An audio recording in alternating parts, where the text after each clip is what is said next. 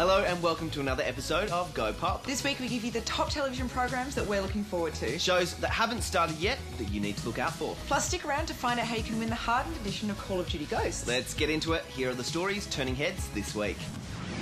Last week we reported that a Thor Agents of S.H.I.E.L.D. crossover was a possibility. We were right. Just 11 days after Thor The Dark World hits American cinemas, Coulson and the Agents of S.H.I.E.L.D. pick up the pieces left by Thor's mighty hammer, one of which threatens to destroy a member of the team.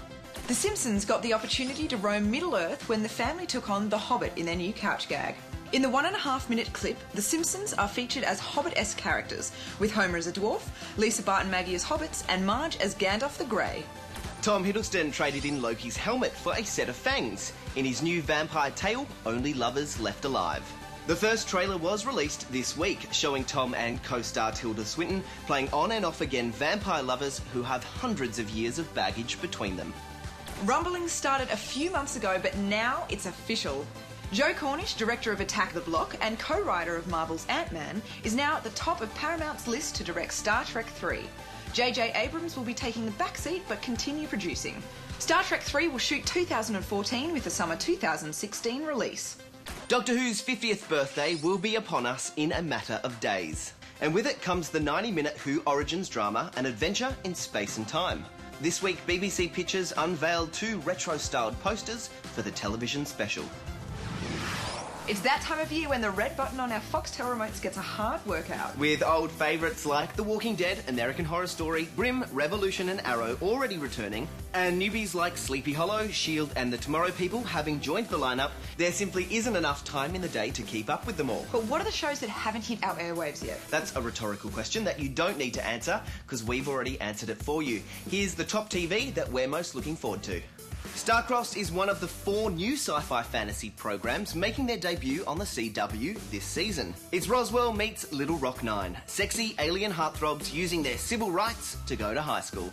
Battlestar Galactica veteran Tamo Pennica is set to recur as a Sector Enforcement Unit officer. I'm not too sure how this one will go, but we'll find out when it airs early next year. I mean, could this day possibly get any more insane? I think it just did. Joining Star-Crossed on the CW is The 100, based on the book of the same name. In The 100, 100 gorgeous teenagers break the law and are kicked off a space station with the last of the human race in order to test Earth's ability to support life. This show looks like it's going to succeed where Terra Nova failed, by adding all the sexy teenagers. Jokes aside, this is aiming at the Hunger Games crowd and will thus be a win for the CW. What was that? That was the atmosphere. Earth. Lost star Josh Holloway is taking the lead in CBS's new cyber-themed Intelligence. This one follows a high-tech intelligence operative who is just as much of a wise-ass as Sawyer once was. He's the first of his kind to have a microchip implanted in his brain. Endowed with this technology and ability, he is able to access and detect anything and anyone in order to protect national security. It's giving off some person of interest vibes, and again is due to air early 2014. Come on, I thought this was the part where we share and bond. Seems like the part where I find out how much of a pain in the ass you are. Almost Human is a procedural cop show set in the future, where a battle-scarred cop, John Kennicks, played by Carl Urban, is paired up with a malfunctioning robot. Its malfunction? Surprise, it acts like a human.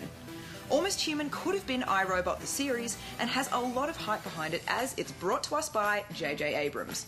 Expect a lot of lens flares when it starts, November 17. Why am I in this car with you? I'm required to ride with the synthetic. I'm not a huge fan of that term. Synthetic off. Does that mean you want me to be quiet? Terrific.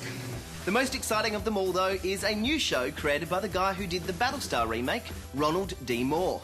Only a couple of teasers have been released for Helix, so we don't know much. What we do know is that it's about a team of scientists who travel to a high-tech research facility in the Arctic to investigate a possible disease outbreak. They quickly find themselves pulled into a terrifying life and death struggle that holds the key to mankind's salvation or total annihilation. Complete.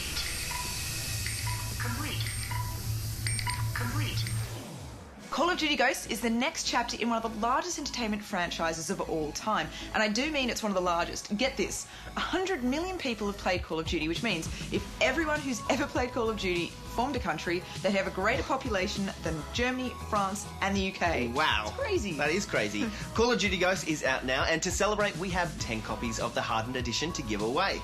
The packs include Call of Duty Ghosts with bonus digital content, a paracord strap, and a season pass which provides access to 4 DLC map packs releasing in 2014.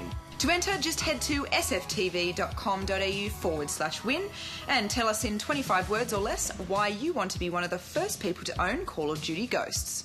That's all we have time for this week. We'll see you later. Bye.